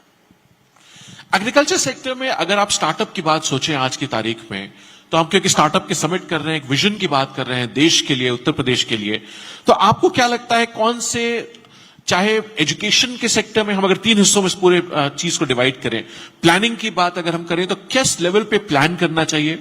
हमें प्लान करना हो तो आज स्टार्टअप में क्या प्लान एग्रीकल्चर में करेंगे, हम किस तरह उसको डेवलप करेंगे, और ग्रोथ के लिए, असेंट के लिए उसको हम, जो हमारा पीडीए का विजन है, ये प्लान डेवलप असेंट का विजन इंडिया का, इसको हम किस तरह प्रमोट करेंगे सर? आपको प्लानिंग में क्या चीजें, हमें इनपुट में क्या जाना चाहिए स्टार्टअप में? या चीफ साहब, फॉर्मर चीफ सेक्रेटरी साहब, एग्रीकल्चर के विजन में तो बड़ा क्लियर है, वो सर ने उस समय भी आर्टिकुलेट किया था अपना वही विजन कि पहली बात तो ये है हमारे बड़ी स्मॉल होल्डिंग्स है एग्रीकल्चर में। प्लान क्या करेंगे तो आप? उसमें हमको ये प्लान करना है कि स्मॉल होल्डिंग को देखते हुए कैसे इनका एग्रीगेशन किया जाए, either through farmer producer organisations या कोऑपरेटिव्स के माध्यम से उनको बढ़ावा देकर उनको एग्रीगेट किया जाए सो दैट वो मार्केट में खड़ी हो सके। दूसरा ये है कि उनको डेवलप कैसे करें? टेक्नोलॉजी जो है वहां तक उनको फील्ड ऑफ द फार्मर तक पहुंचाई जाए, वो एग्रीकल्चर यूनिवर्सिटीज से और जो भी कृषि विज्ञान केंद्र हैं उनको यही सर के उस समय इंस्ट्रक्शन था कि इनकी टीम्स को ले जाके फार्मर को डेमोन्स्ट्रेशन कराइए, दिखाइए कि फार्मर सीखे कि नई टेक्नोलॉजी क्या क्या आ सकती है जिससे प्रोडक्टिविटी उसकी जो है वो एनहेंस हो बढ़े। और तीसरा पोस्ट हार्वेस्ट मैनेजमेंट जो है वो सबसे इंपॉर्टेंट है। पोस्ट हार्वेस्ट मैनेजमेंट की उसको वैल्यू मिल सके, अपने प्रोड्यूस की प्राइस मिल सके सही, तो that is the multi infrastructure as well as पूरा post harvest management, storage, transportation, पूरा लॉजिस्टिक का Warehousing, इस सब cold पे chain। पूरा फोकस करना पड़ेगा, तभी होगा एग्रीकल्चर में जो डेवलपमेंट हमारे यहाँ हो पाएगा। और एरिया वाइज सर ने कर दिया था, क्योंकि UP is a big state, जैसे बुंदेलखंड है वहां हॉर्टिकल्चर का बहुत स्कोप था, तो सर ने स्पेशल स्कीम हॉर्टिकल्चर की लॉन्च की थी कि we giving subsidy to the farmer to develop citrus fruits की पूरी एक बेल्ट पूरी डेवलप हो गई थी। और ऑयल सीड्स वगैरह भी वहां प्रोडक्शन हो सकता था। तिल का मिशन लॉन्च किया था, बजट में तिल का आपने मिशन पैसा दिया लॉन्च- था, मुझको हाँ, आज लॉन्च याद है किया। हाउस में Yes। जब बजट अप्रूव हुआ था कि तिल का मिशन उसमें बुंदेलखंड के लिए लॉन्च किया था। आज हम लोग दिन में मेंटरिंग की बात कर रहे थे सर, एक पैनल हमारे 7 पैनलिस्ट थे बड़े डिस्टिंग्विश्ड, वो मेंटरिंग के रोल की बात कर रहे थे। तो मुझे लगता है जो एग्रीकल्चर सेक्टर है उसमें उस समय आपने कई मेंटर्स जोड़ने की कोशिश की, और इंटरनेशनल लेवल के मेंटर्स, अलग अलग देशों के जो लोग आए अब बात करने के लिए, उनको आपने लगाया था कि मेंटर करो हमारी इंडस्ट्री को, जिससे कि एग्रीकल्चर सेक्टर में लोग अच्छा काम कर सकें। आपको कोई 2-3 वाक्य याद हो, कोई एक वाक्य याद आता हो जिसमें आपने वो जोड़ने का जो काम किया, बिल्डिंग ब्रिजेस का जो लीडरशिप और विजन प्रोवाइड करने का जो काम था, आपको याद है सर? कई प्रोग्राम्स हम लोगों ने रन किए थे उस समय, और हाँ। उसका एक नेदरलैंड से आपने टाई अप कराया था, नेदरलैंड्स की टीम आई थी। नीदरलैंड की टीम ने बहुत काम किया था, और और आप खुद गए भी थे उसको देखने के लिए। हम लोग वहां गए थे, उनके एक्सपर्ट्स, उनकी टीम मिलने के लिए। लखनऊ में आई, यूपी में बहुत जगह उन्होंने काम किया। साथ ही साथ इजराइल गवर्नमेंट के साथ जो centre of excellence create centre of किया एक्सीलेंस था, क्रिएट किया गया। जहां पर फार्मर्स को एक डिजिटल प्लेटफॉर्म प्लस उनको मार्केटिंग सपोर्ट प्लस उनको कैसे और ट्रेन करें, उसको लेकर के बहुत ज्यादा हम लोगों ने काम किया। उसका परिणाम ये हुआ कि आसपास के लोग उस सेंटर से जुड़ने के बाद उनका जो वैल्यू एडिशन था और जो मार्केट तक ले जाने का तरीका था वो बदल गया था। इसमें मुझे याद आता है एक चीज जो आपके दिल के बहुत करीब है, जो हमेशा आप जब कभी ले दो तो आपका चेहरा खिल जाता है सुन करके, वो है कन्नौज। कन्नौज के लिए आपने फ्लावर्स में, स्किल डेवलपमेंट में, मुझे याद है आपने बहुत बड़ा इनिशिएटिव लॉन्च किया था उस समय, वो भी एक अपने आप में स्टार्टअप्स को प्रमोट करने के लिए, लोगों को जो वहां बिजनेस कर रहे थे उनको असेंट से जोड़ने के लिए, डेवलप से जोड़ने के लिए, कि वहां पे उन इंस्टीट्यूशंस के साथ जो दुनिया के लेवल पे परफ्यूम्स बनाते हैं, चाहे लुई विटॉन का हो, चाहे अर्मिस का हो, चाहे शनेल का जो फ्लोरल गार्डन्स हैं, उनसे आपने जोड़ने के लिए कन्नौज को किया था। कुछ उसके बारे में हम सब जानना चाहते हैं। धन्यवाद मैं अभिषेक जी, क्योंकि मुझे याद दिलाया आपने बहुत पुरानी बात जी। मुझे याद है कि कन्नौज के लोग जो एसेंस बनाते हैं वो दुनिया की मार्केट में लेकर के जाते थे, और कन्नौज का जो एसेंस बनता है वो बेसिकली वो सीधे सऊदी अरेबिया और यूएई इस तरह बहुत उनका बिजनेस था, और जो बड़ी बड़ी कंपनियां थी उनको केवल एसेंस देते थे वो। जब मैं ग्रासे गया, और ग्रासे में जब बड़ी बड़ी कंपनियों के बीच बैठ करके बातचीत हुई, तो वहां तय यही हुआ कि एक परफ्यूमरी पार्क क्रिएट किया जाए, और शायद उसके लिए सबसे बेटर जगह कोई थी तो वो कन्नौज थी, क्योंकि कन्नौज वो जगह है जहां पर सदियों से अपने आप वहां पर उसको किया जाता है, इत्र का काम किया जाता है, परफ्यूमरी का पहले से ट्रेडिशनल बिजनेस है। तो एक हम लोगों ने परफ्यूमरी पार्क क्रिएट किया था, उसको टाई अप हम लोग कर रहे थे ग्रासे से, जो बेस्ट टेक्नोलॉजी थी जो सीमेंस या उनकी जो इंट्रोड्यूस कर सकते थे वो इंट्रोड्यूस कर रहे थे, मार्केटिंग के लिए उनके लिए सपोर्ट दे रहे थे। एफएफडीसी था, सेंट्रल गवर्नमेंट की एक ऑर्गेनाइजेशन है, उसके साथ उनको जोड़ करके कि कैसे बेटर और किया जा सकता है उस दिशा में काम कर रहे थे। वो क्योंकि काम और हम आगे नहीं बढ़ा पाए हैं, लेकिन जब भी हम लोगों को मौका मिलेगा, क्योंकि वो एक ऐसा सेक्टर है जिसमें हम जितना चाहे उतना ग्रो कर सकते हैं। वो परफ्यूमरी का ऐसा सेक्टर है, हर व्यक्ति हर इंसान कुछ न कुछ सुगंध या परफ्यूम पसंद करता है, और उसका दुनिया का अगर हम मार्केट देखें तो बहुत बड़ा है। और हमारा एडवांटेज ये है कि हमारा मौसम है हमारे पास लैंड है हमारे पास, और ऐसी जमीन है जहां पर जो कल्टीवेशन होगा फ्लावर्स का, उसका एसेंस काफी महंगा था। तो आपको याद होगा एक चीज और उस समय हम लोग की आज सुबह के स्किल सेशन में स्किल का रोल बहुत निकल करके आया, हमारे पैनलिस्ट ने बहुत हाईलाइट किया। उस जमाने में आपने एक इनिशिएटिव शुरू किया था, पहली बार उत्तर प्रदेश में हुआ था ये काम, कि जो परफ्यूमरी इंडस्ट्री के लोग हैं उनके की लोगों को जोड़ करके इकट्ठा करके और ग्रास भेजना, फ्रांस में ग्रासे भेज करके उनकी स्किल के लिए, स्किल डेवलपमेंट के लिए सरकार ने जिसकी फंडिंग की थी, लेकिन वो काम आज रुक गया है। तो ऐसे परफ्यूमरी तो सेक्टर है ही है, क्या ऐसा और भी कोई सेक्टर आपको लगता है उत्तर प्रदेश में है जिसमें स्किल डेवलपमेंट से जोड़ा जाए अगर, तो बहुत बड़ा काम हो जाए? ऐसे बहुत सारे सेक्टर हैं, मैं समझता हूँ चीफ सेक्रेटरी साहब बेहतर बता सकते हैं। पूरा हैंडीक्राफ्ट का जो फील्ड है, Uttar Pradesh is centre of handicraft, जितने जगह जगह होते हैं। सर के टाइम में सर ने ये कोशिश की थी कि सभी उन हैंडीक्राफ्ट, उन आर्टिजन जो बनाते हैं उसको ब्रांडेड उनसे कंपनी से जोड़ा जाए। And many people from branded companies Lucknow आए, उन्होंने विजिट किया, देखा, उन्होंने अपनी डिजाइन बताई लोगों को, अपना गाइडेंस दी, और इन लोगों ने बनाना शुरू किया कि यहाँ का बना हुआ प्रोडक्ट हैंडीक्राफ्ट का फिर वो ऐसा ब्रांडेड प्रोडक्ट पेरिस और लंदन के बाजार शोरूम्स में में बिक रहा अच्छी है। वैल्यू के साथ क्या बिकना शुरू हुआ। क्या बात। आपको याद होगा हर्मिस को लेकर हर्मिस, के yes. वो उनके लोग या हर्मिस के हर्मिस उनके का। डिजाइनर्स आए थे, उनकी ट्रेनिंग देने वाले जो आर्टिसंस थे वो आए थे, और उसका रिजल्ट ये हुआ कि लखनऊ में बड़े पैमाने पे वो काम शुरू हो गया था। जो ट्रेडिशनल काम होता था उसको स्केल अप कर करके एक बड़ी कंपनी से जोड़ने का काम किया था। तो छोटे स्किल के लोगों को, छोटे एमएसएमईज को, छोटे कारोबार को अर्बिस जैसी कंपनी से दुनिया के लेवल पे कैसे जोड़ सकता है, उसका आपने उदाहरण दिया। मैं, आपने परफ्यूम की बात की, मैं किरण जी यहां बैठे हुए हैं, मैं पूछना चाहूंगा कि परफ्यूम का शौक तब भी था या कन्नौज जाने के बाद हुआ? तब तो परफ्यूम का शौक नहीं था। नहीं था। हम तो वी आर ऑल स्टिंकिंग। दूसरी बात मुझे याद आ गया, because we are talking of different sectors. जो हम बात करते थे is always was around education और हेल्थ। तो उन्होंने बोला एक दिन, क्या कर रहे हो? I said I mean health care. तो हमारा उत्तर प्रदेश में भी कुछ करो ना, we have so much of issues in health care. तो उन्होंने बोला गोरखपुर में there is a huge problem with encephalitis. Encephalitis. So quickly, within no time, things were set up for us. We built an application to track every encephalitis patient, and not only that, every patient. We had 15 lakh patient records Wow. at one point of time within 1 year. Or we started even giving data as to village wise. This village may you have what you call lung issues because there was a brick kiln factory. There was water skin problems because skin issues tha.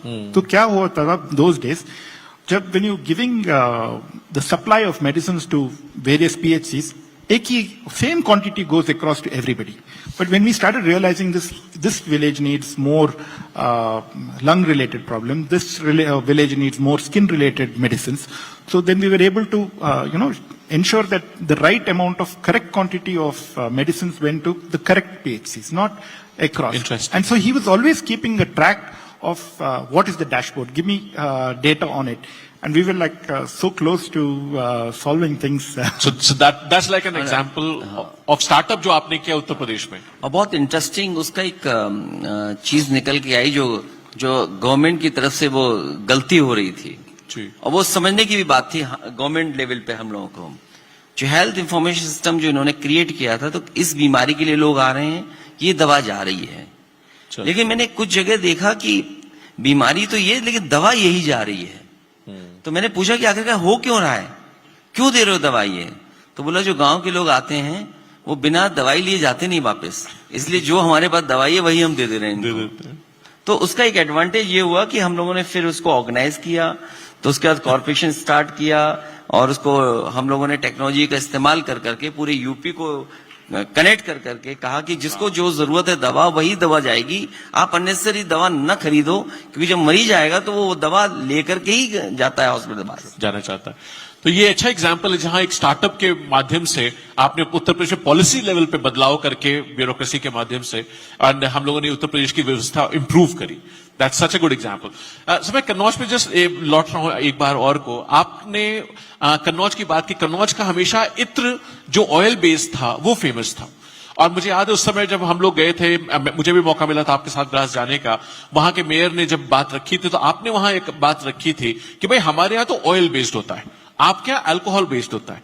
और मैं आज कह सकता हूं कि अगर आज की तारीख में हम लोग देखने जाएं तो दुनिया के जितनी बड़ी कंपनियां हैं, चाहे क्रिश्चियन डियोर हो, चाहे लुई विटॉन हो, अर्मेस हो, ये सब ऑयल बेस्ड परफ्यूम पे आ गए। इसकी तो मैं भी इस बार देख रहा था, तब जी। बाजार को मैंने देखा कि जो ट्रेडिशनल बिजनेस हमारे यहाँ होता था, ऑयल बेस्ड परफ्यूम्स थे, इधर जितनी भी बड़ी कंपनियां हैं जिनके नाम आपने लिए हैं, वो वापस फिर उसी पर आ गए हैं। तो एक अपॉर्चुनिटी है हम लोगों के पास, और स्पेशली कन्नौज और आसपास जो इस बिजनेस से जुड़े लोग हैं, कि जब दुनिया में उसकी डिमांड है और कॉस्ट इतनी है, तो अगर हम वहां उस फील्ड में जाएं तो बहुत सारे लोगों को लाभ पहुंचा सकते हैं। और ये ऐसा फील्ड है परफ्यूमरी का कि जहां किसान को सीधा लाभ पहुंचता है। तो ऑलमोस्ट एक स्टार्टअप का आइडिया है जो कि अगर आज कोई ऑयल बेस्ड परफ्यूमरी कन्नौज को इस्तेमाल करके करना चाहे तो बहुत बड़ा बिजनेस वर्ल्ड के लेवल पर डेवलप किया जा सकता है और ग्लोबली रेलेवेंट ब्रांड्स क्रिएट की जा सकती है इंडिया से। सर, जब आपने विजन की बात की, जब आपने स्किल डेवलपमेंट की पॉलिसी लाए, जब आप स्टार्टअप पॉलिसी लाए, देश की पहली स्टार्टअप पॉलिसी का विजन था आपका, आपने किन हिंड्रेंसेस को असेस किया? आपको क्या लगा, क्या दिक्कतें हैं, लोग किन चीजों में फंसते हैं, क्या उनको परेशानियां होती हैं, चाहे फाइनेंस की हो, चाहे फैमिली की हो, चाहे फियर ऑफ फेल्योर हो, चाहे एक्सेस की दिक्कत हो, चाहे जानकारी की हो, किन दिक्कतों को आपने सॉल्व करने की कोशिश की? बहुत सारे हिंड्रेंसेस आते हैं कि सोशली हैं, आपके फाइनेंशियल है, आपके ट्रेडिशनल हिंड्रेंसेस हैं, आप कुछ करना चाहते हैं तो रुकावटें आती हैं, लेकिन उन्हीं चैलेंज को हम लोग को स्वीकार करके आगे बढ़ना पड़ेगा। जैसा आपने कहा कि लिमिटेशंस के बीच में ही हमें अपना रास्ता बनाना पड़ेगा, हर प्रॉब्लम का सॉल्यूशन एक स्टार्टअप है। अगर प्रॉब्लम है तो उसका सॉल्यूशन भी कोई है, सॉल्यूशन है। और अगर सॉल्यूशन है तो स्टार्टअप एक बड़ा रोल प्ले कर सकते हैं। सबसे बड़ा हिंड्रेंस आपको क्या लगता है? पहले हम लोग अगर आज से 10-20 साल पहले की बात करें, जब हम लोग स्कूल या कॉलेज में थे, तब हम लोग अगर घर पे एंटरप्रेन्योरशिप या स्टार्टअप की बात करते तो शायद डांट दिए जाते। ये होता है कि भाई पहले पढ़ लिख लो, कहीं नौकरी कर लो, फिर सोचना इस बारे में। परिवार के लोग ही सोचते हैं कि रिस्क लेगा, कैसे रिस्क ले पाएगा। जी। तो सबसे पहले शुरुआत तो घर से ही कई बार होती है। तो मुझे लगता है कि वो चैलेंज हम लोगों को स्वीकार करना चाहिए।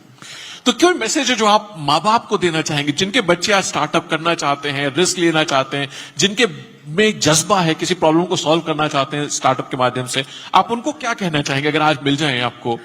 यहां पे बहुत सारे बैठे हैं, तो आप क्या कहेंगे इनको? मैं यही कह सकता हूं कि नए बच्चे नई सोच के साथ हैं, और हम सबको मिलकर के उनका सपोर्ट करना चाहिए। उन चैलेंजेस को वो स्वीकार करें तो हम उनको और सपोर्ट करें। लेकिन सर, एक बात, ये बात बिल्कुल ठीक है, जायज, हम सब लोग कहते हैं थ्योरी में कि भाई बच्चे को अपना पैशन फॉलो करने दो, उड़ान दो, उमंगे दो, उड़ने दो, बट ये भी डर माँ बाप को लगता है कि अगर नहीं सक्सेसफुल हुआ तो कैसे चलाएगा, व्यवस्था कैसे चलाएगा, घर कैसे चलाएगा? उसके लिए क्या हम कोई सोशल सिक्योरिटी की बात आपके मन में है, जिससे कि हम विजन एक हमारा हो कि भाई आप करो? जैसे मैं उदाहरण देता हूं सर, मुझे लगता है गवर्नमेंट लेवल पर हम लोगों को कोई सोशल सिक्योरिटी का प्लेटफॉर्म, जैसे सर मैं उदाहरण दूं, IIM अहमदाबाद में हमारे यहाँ एक सिस्टम था कि जो बच्चा पास आउट हुआ और अगर वो उस बार प्लेसमेंट में नहीं बैठना चाहता है, अपना कोई काम करना चाहता है, 2 साल अपना कोशिश करे, 3 साल अपनी कोशिश करे, एंड भगवान ने करे अगर नहीं सक्सेसफुल होता है तो हम उसको वापस प्लेसमेंट में बैठने का मौका देते हैं। तो बच्चों की हिम्मत बढ़ जाती है कि चलो कुछ नहीं हुआ तो we can always come back. तो कोई सोशल सिक्योरिटी ऐसी कोई स्ट्रक्चर? तो गवर्नमेंट लेवल पर हम लोग को इस तरह कुछ पॉलिसी बनानी पड़ेगी जहां पर हम सपोर्ट करें उन्हें, तो उसमें और रिस्क फैक्टर को हम लोग कवर कर सकें। तो सर, सपोर्ट में एक तो इंश्योरेंस तरीका हो गया, लेकिन उससे बड़ा तरीका है फैसिलिटेशन, सपोर्ट करना, कि हम इंक्यूबेशन का काम, एक्सेलरेशन का काम, मे बी रिस्क कैपिटल का काम, जो आपने फंड ऑफ फंड्स बनाने का काम किया था बजट के थ्रू, हम पहले सपोर्ट, हैंड होल्डिंग करें तो शायद हमारा सर्वाइवल रेट ही एंटरप्रेन्योर्स का बढ़ जाए। हाँ, हमारे स्टार्टअप्स का सक्सेस रेट बढ़ जाएगा। तो ऐसे उस दिशा में हम लोगों ने पहले भी किया था काम, और उसके लिए बजट भी दिया था। मुझे याद है गवर्नमेंट लेवल पे हम लोगों ने उस फैक्टर को कंसीडर कर करके सपोर्ट, फंड ऑफ फंड्स बनाया था। तो ऐसा अभी आपको लगता है कि कोई चीज जो आप अगली बार ईश्वर जब भी मौका दे आपको तो आप करना चाहेंगे? आप कोशिश करेंगे, क्योंकि ये विजन इंडिया या जगह जगह जाकर के बात करने का यही हमारा मकसद है कि उन लोगों से जो सुझाव मिले, जब समय हमें मिले, मौका मिले, तो हम उनको अकोमोडेट करें उन सॉल्यूशंस को। जी आलोक जी हमारे साथ हैं, फॉर्मर चीफ सेक्रेटरी हैं। आलोक जी, इसमें आप कुछ ऐड करना चाहेंगे? किस तरीके के, क्योंकि आपको ब्यूरोक्रेसी की स्ट्रक्चर की समझ है, तो किस तरीके से हम ऐसे स्ट्रक्चर्स बना सकते हैं जो सपोर्ट का काम करे? कोई एक या दो एग्जांपल्स आप अगर देना चाहें। ये सर ने जैसे बताया, द होल आइडिया, ये जो विजन इंडिया हो रहा है उसके पीछे भी यही है, to take the feedback from experts and from actual startups से कि उनको क्या चाहिए इस इकोसिस्टम में, और वो इकोसिस्टम के वो पॉलिसीज के इनिशिएटिव जो है वो लिया जाए, चाहे वो इंक्यूबेशन हो, चाहे एक्सेलरेटर की बात हो, चाहे मार्केट सपोर्ट की बात हो, चाहे टेक्नोलॉजिकल सपोर्ट की बात हो, चाहे anything, arranging venture capital for them, arranging those meets between investors and the startups, ये सब ऑर्गेनाइज कराना है एट द गवर्नमेंट लेवल। ये सब चीजें हमें करानी पड़ेंगी आगे, और उसी के आइडिया हम लेना चाहते हैं लोगों से, यूथ से, कि व्हाट ऑल दे नीड, तो वो पूरा इकोसिस्टम वैसे ही डेवलप किया जाए, सो दैट ऐसे आपने कहा सर्वाइवल रेट इंप्रूव हो जाए। हाँ, स्टार्टअप। मैं, आप दोनों लोग मंच पे हैं, मैं आप दोनों का फायदा उठा करके किरण से, not just as a batchmate but as an entrepreneur जिसने वेंचर्स बनाए हैं, सक्सेसफुल किए हैं, बड़े किए हैं, ग्रो के प्लान, डेवलप, असेंड, पूरा जर्नी आपने ट्रैवल की है। You have a former chief minister, you have a former chief secretary in front of you. आपको अगर स्टार्टअप्स के सर्वाइवल रेट को बढ़ाने के लिए 3 चीजें मांगनी हो आज, तो आपकी सलाह क्या है? जो अभी आपने कहा, सर ने कहा कि हम करेंगे, आलोक जी ने कहा कि हम कोशिश करेंगे, आप मांगोगे क्या, ये तो बताओ आप। हम स्टार्टअप किए हैं, स्टार्टअप भी क्लोज किए हैं, हाँ। और दूसरा स्टार्टअप भी किए हैं, हाँ। So we have seen both sides Right. Of taking it up, closing, having the hard thing of closing Yes. it up, Yeah. starting another one. Not being so successful and then being very successful as well. So the Yeah. challenge is like हमें what we expect is we do not have clarity कि कहाँ हमें support मिलेगा. जी. We don't know. And another thing is we also have that issue कि what kind of government support हमें मिल रहा है. We don't know. And do we think that government support है जो स्टार्टअप के लिए इतना so much लाख मिलेगा, वो हमें मिलेगा या नहीं मिलेगा, या is that all there is no transparency की कैसा how you get your Transparency is an important point. That's one of the Okay. key things when we need kind of support, because generally we need support. दूसरी support ये है कि during the talk we had mentors and people coming across. We had this issue of the mentors sit on multiple boards of similar companies. जो हम idea लेते हैं, you see after a few years that same idea has been, I mean, after a few months, the same idea has been taken by another company, a competition company, because people are on the same board and we are not aware of it. Right. Is there a non-confidentiality agreement between mentors and mentees? Oh. ये पता नहीं, we have no clue.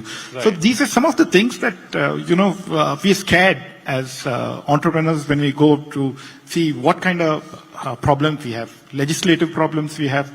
I mean, we keep hearing that for startups it's easy to get in, but when we had to try to get into the tendering process, nahi Right. milega. You have the process of, you have to go through so much process of so many past work and Right. things like that. So these are few things that will help, is what. So I think that they should probably address those things in. तो आपने public procurement systems की बात की, आपने transparency की बात की, access की बात की, तो आई थिंक ये सारे मुद्दे हमारे आपके लिए हैं सर. एंड मैं फाइनली ये कहना चाहूंगा सर कि आज जो स्टार्टअप का विजन आप सामने लेकर के आए हैं, विजन इंडिया पीडीए के माध्यम से, प्लान डेवलपमेंट एंड असेंट के माध्यम से, अगर आपको एक मैसेज क्लोजिंग देना हो आज हमारे यूथ के लिए कि क्या करना चाहिए, किस जज्बे से आगे बढ़े, किस तरह खुद प्लान करे, डेवलप करे, असेंट करे. आपने बहुत सारी बातें कही. आपने कहा, आपने इंसानियत ही हिंदुस्तानियत है की बात से अपनी बात शुरू की. आपने कहा कि सारे स्टार्टअप्स ही अपने आप में एक सोल्यूशन है, हर प्रॉब्लम का सोल्यूशन है. नो, आज के यूथ के लिए जो ये देख रहा होगा, जो आगे भी देखेगा, आपका फाइनल समेशन मैसेज क्या है, जो आपका विजन है, उससे आप किस तरह रिलेट करेंगे उसको? मैं जहां से जो बात मैंने पहले कहा जी. कि समस्याएं जितनी ज्यादा होंगी, समाधान उतने ही ज्यादा होंगे. बिल्कुल ठीक बात सर. और हम समस्याओं से घिरे हैं, इसलिए हमारे पास सबसे ज्यादा स्टार्टअप, सॉल्यूशंस, और हर सॉल्यूशन दरअसल एक स्टार्टअप है. यही यूथ के लिए मैसेज हो सकता है कि हर सॉल्यूशन दरअसल एक स्टार्टअप है, और हर प्रॉब्लम के पीछे एक सोल्यूशन है, और हर सॉल्यूशन एक स्टार्टअप है. एक स्टार्टअप. क्या बात है. और हम क्योंकि समस्याएं हमारे पास बहुत सारी हैं, हम डाइवर्स हैं, हम ग्रो कर रहे हैं, डेवलपिंग नेशन है, तो अगर सरकार और सरकार में लोग अगर पॉलिसी के तहत और जो रिस्क फैक्टर को कवर कर करके आएंगे, तो मैं समझता हूं बहुत सारे यूथ जुड़ करके न केवल स्टेट को फायदा होगा बल्कि नौजवानों को अपना भविष्य बनाने का भी मौका मिलेगा।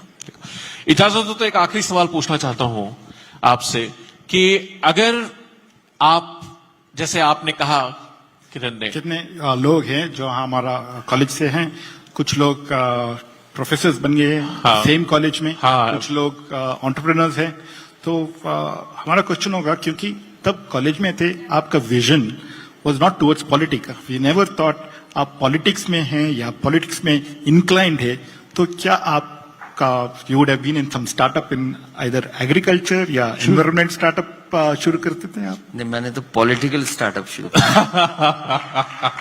दैट्स इंटरेस्टिंग क्वेश्चन कि अगर राजनीति नहीं तो क्या स्टार्टअप होता, पॉलिटिकल स्टार्टअप। चलिए, बहुत बहुत शुक्रिया। With that we come to an end of the super session from the panelist side. इजाजत है तो हम लोग कुछ क्वेश्चंस ले सकते हैं पैनल से। हम कुछ क्वेश्चंस लेने सवाल कुछ ऑडियंस पूछना चाहे, कोई 3 सवाल ले लें। कोई 3 सवाल हम ले सकते हैं, जो भी जिसके मन में हो, कोई जो पूछना चाह रहा हो। We have a group of ladies here, one of the ladies here will start with them. Any one person, या आप प्लीज माइक पहुंचा दें। Good afternoon, everyone. Being from Bangalore and Karnataka, I'm extremely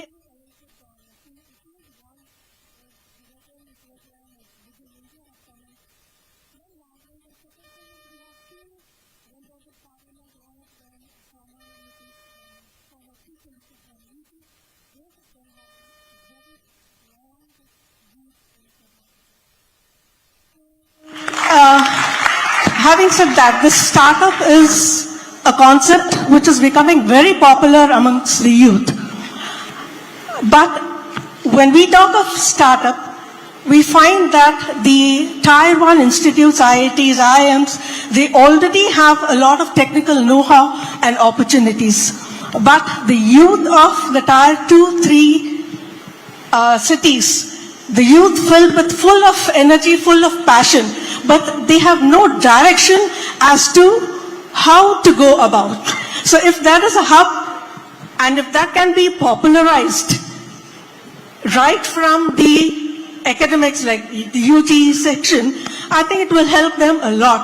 And it will prevent them going away from their passion, coming to cities, metros, and taking up this courier jobs. So I think that will help them a lot.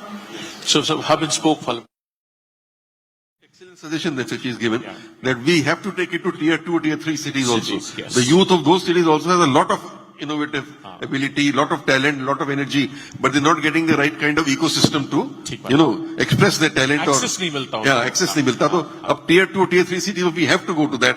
And I think excellent suggestion that she has given. That is where the policy initiative has to go now. has to come. Thank you so much. इसीलिए आपको याद होगा SCL इसी ने लिए नोएडा से दूसरे शहरों में आई। लखनऊ में आया। Sir, namaste, sir. कोई और? Can we take a question from this side? We'll come back to that side, please. Yeah. अच्छा, बताइए, आपके पास माइक है, आप बोलिए प्लीज। Sir, namaste, sir. जी नमस्कार। So, myself, Dr. Srilata, AVK, I am director.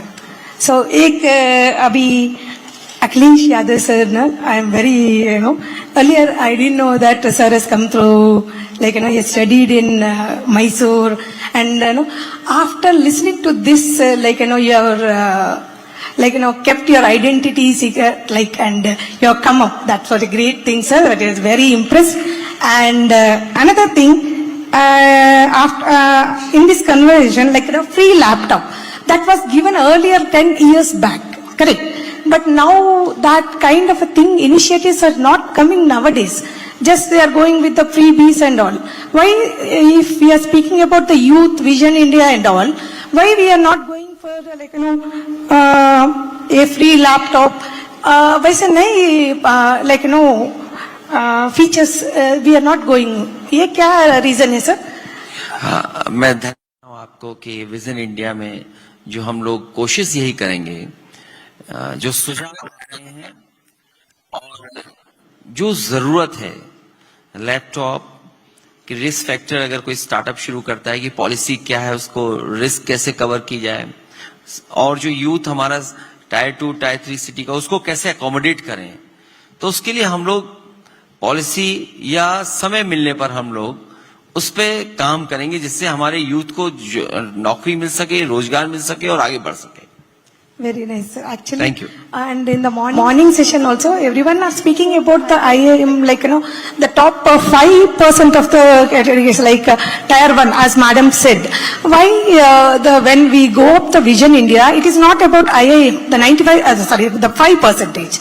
So we have to go with the 95% where we are attached with the affiliated colleges, that we are affiliated to Bangalore City University, where we have a specialization entrepreneurial development. But no student is not taking up that course because no initiatives are taken up. See, morning when I listen this, like, speakers spoke regarding the policies, the funds and all. But nobody is willing to see where the policy, what the policies. So starting level, it is not that, top category, नीचे से जाना है. So we need to target the youth from the rural and that other 95 category people.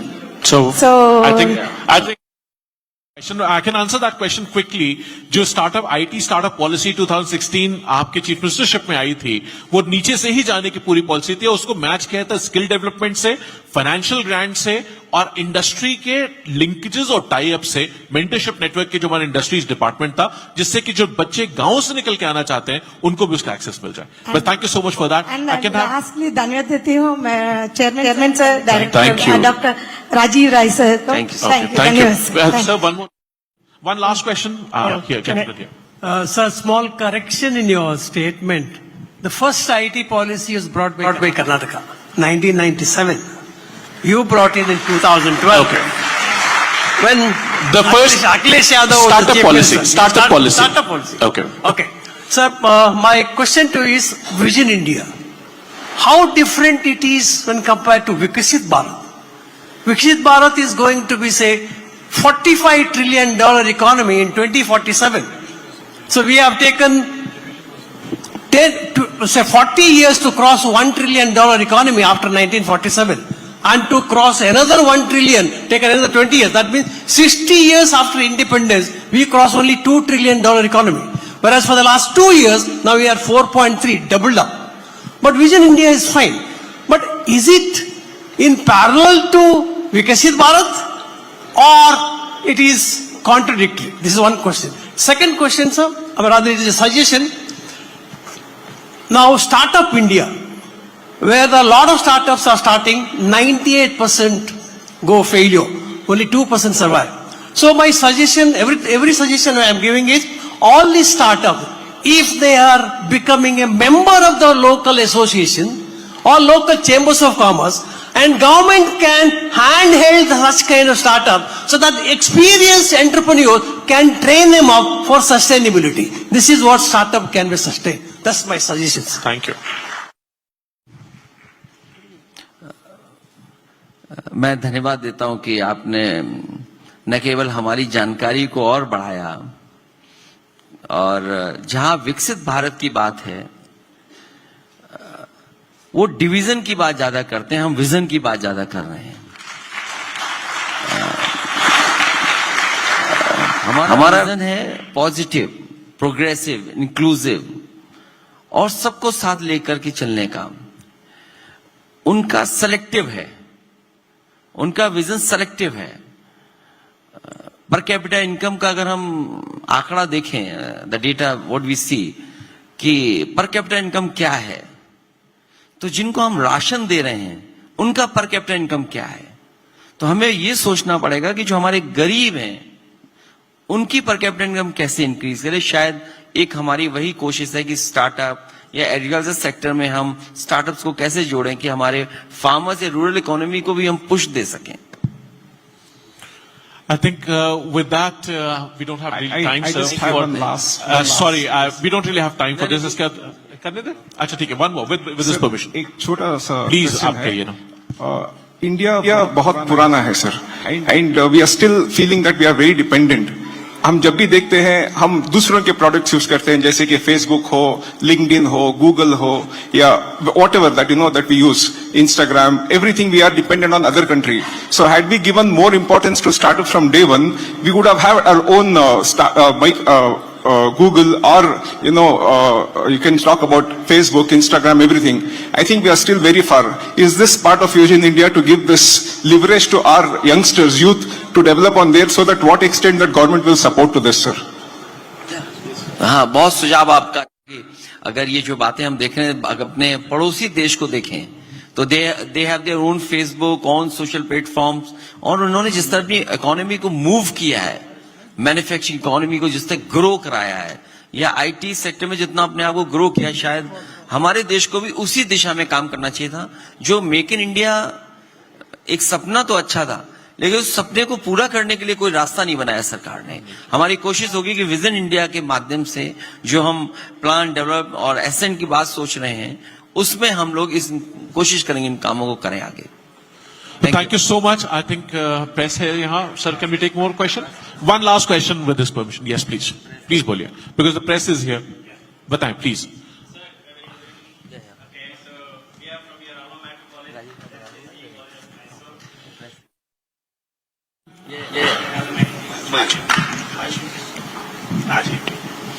A very good evening, sir. So we are from your alma mater college, SJC Mysore. We are a set of professors have come.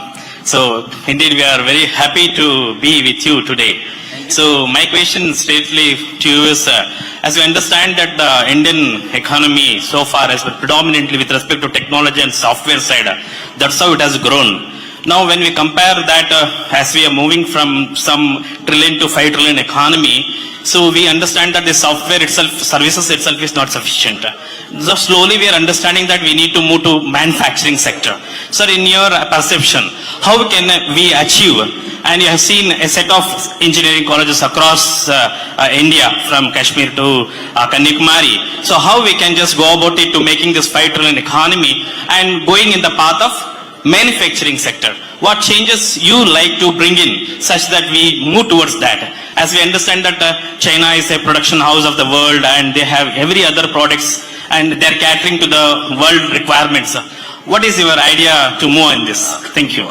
ये आपने पूछा क्योंकि अगर हमें वो target हमारा है और दुनिया में हमें दूसरे देशों से कुछ सीखना है, तो हमारा जो एमएसएमई सेक्टर है और जो और हमारा मैन्युफैक्चरिंग सेक्टर है, उसको और पुश देना पड़ेगा, और इंसेंटिव्स देने पड़ेंगे, तब जाकर के हम कामयाब होंगे। और साथ ही साथ जो हमारा एग्रीकल्चर सेक्टर है, हम उसको मिस नहीं कर सकते। So I think with that we announce the close of this super session. Many thanks, artist. Thanks, sir, for your generous time. Please come on the stage and felicitate our distinguished panel, starting with the Honorable Shri Akhilesh Yadav ji.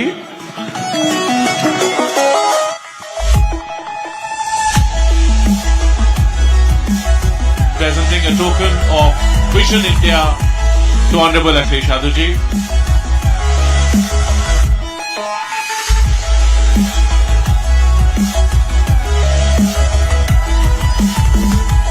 And a bouquet of flowers.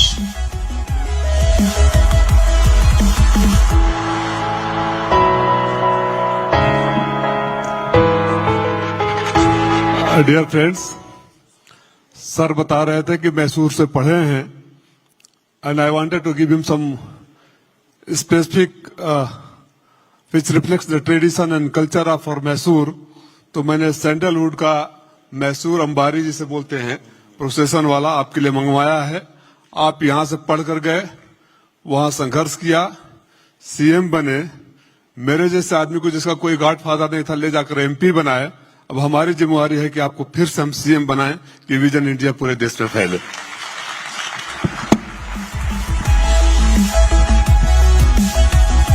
A symbol and memory of Mysore.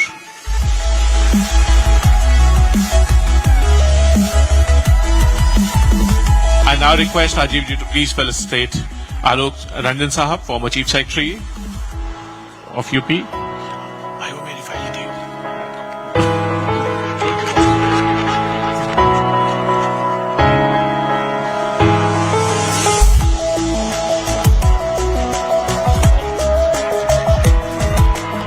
I request Rajiv ji once again to felicitate Kiran Hegre ji.